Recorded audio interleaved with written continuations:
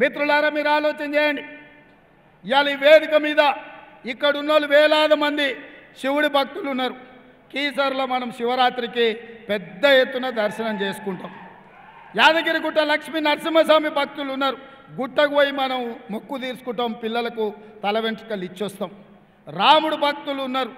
శ్రీరాముడి భక్తుడిగా మనం అందరం భద్రాచలంలో పోయి రావుడిని గొల్చొచ్చినాం. అదేవిధంగా జోగులాంబ అలంపూరు పోయి జోగులాంబ శక్తి పీఠానికి ఇవాళ పూజలు చేసుకున్నాం. ఒకటే దయ్యం పట్టినట్టు పట్టింది బీజేపీ వాళ్ళకు. జై శ్రీరామ్ అనాలనంట, బూతులో ఓట్లు పడాలనంట. ఎత్తిన జెండా దించకు, ఇచ్చిన పైసలు వంచకు అన్నట్టు తయారైంది వీళ్ళు. ఏంది ఇది అని నేను అడుగుతున్నా. రాముడు పేరు మీద ఎంతకాలం రాజకీయం చేస్తారు? రాముడిని తీసుకొచ్చి బజార్లో పెట్టి గోడల మీద రాసి ఇదేనా మీ నీచమైన రాజకీయం అని బీజేపీ నాయకులను అడుగుతున్నా. అందుకే మిత్రులారా, దేవుడు గుడిలో ఉండాలి, భక్తి గుండెల్లో ఉండాలి. వాడే అసలైన హిందువు.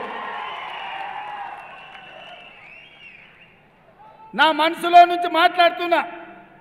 నేను హిందువును, నేను దేవుణ్ణి నమ్ముతా. దేవుడి నమ్మకం నా విశ్వాసం. ముస్లింలు మహమ్మద్ ప్రవక్తను నమ్ముతారు, క్రిస్టియన్స్ యేసు ప్రభువుని నమ్ముతారు, సిక్కులు వాళ్ళ దేవునికి మొక్కుతారు. ఎవడి ధర్మము ఎవడి జాతి వాడిదే. ఎవడి ధర్మాన్ని వాడి జాతిని గౌరవించుకోవడం వాళ్ళ హక్కు. రాజ్యాంగం మనకు ఇచ్చిన అధికారం. ఇదేం కర్మనో దేశంలో ప్రధానమంత్రి నుంచి మొదలు పెడితే కమ్యూనిస్టుని ముసుగు తోడుకున్న ఈటల రాజేందర్ కూడా ఈరోజు ఇట్లా తయారైండయా.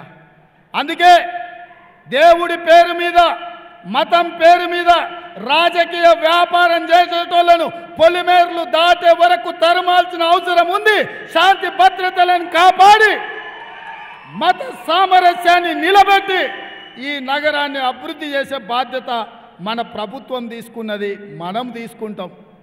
అందుకే మిత్రులారా, ఇవాళ వివేకంతో మనం వ్యవహరించాలి. వివాదాలతోని సంక్షేమాన్ని దెబ్బతీయొద్దు. అందుకే ఈరోజు బీజేపీ వాళ్ళకు చెప్పుకోవడానికి ఏంది లేదు. పేదవాడికి ఇల్లు ఇచ్చింది లేదు, నిరుద్యోగులకు ఉద్యోగాలు ఇచ్చింది లేదు, జన్ధన్ ఖాతాలో పైసలు వేసింది లేదు, రైతులను కాపాడింది లేదు. ఈరోజు ప్రపంచంలో ఉండే 125 దేశాలలో ఆకలి మీద ఒక సర్వే చేసిరు. ఏ దేశంలో ఆకలి ఎక్కువ ఉంది, పేదలు అన్నం దొరకక చస్తున్నారని సర్వే చేస్తే భారతదేశం 111వ స్థానంలో నిలబడ్డది. 125 దేశాలు ఉంటే ఈ దేశం ఆకలి ఇండెక్స్లో 111వ స్థానంలో ఉంది.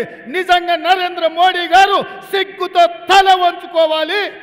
పాకిస్తాన్, బంగ్లాదేశ్ కంటే భారతదేశం వెనుకబడ్డది. ఇంత దరిద్రం దేశంలో తాండవిస్తుంటే మతం ముసుగులో రాజకీయ ప్రయోజనం కోసం ప్రయత్నం చేయడం ఇది మంచిదా? ఇట్లాంటి నరేంద్ర మోడీతోని కల్వకుంట్ల చంద్రశేఖరరావు చీకటి ఒప్పందం చేసుకొని ఇక్కడ అభ్యర్థిని ఎట్లాంటి వాళ్ళని పెట్టినరో చూడండి.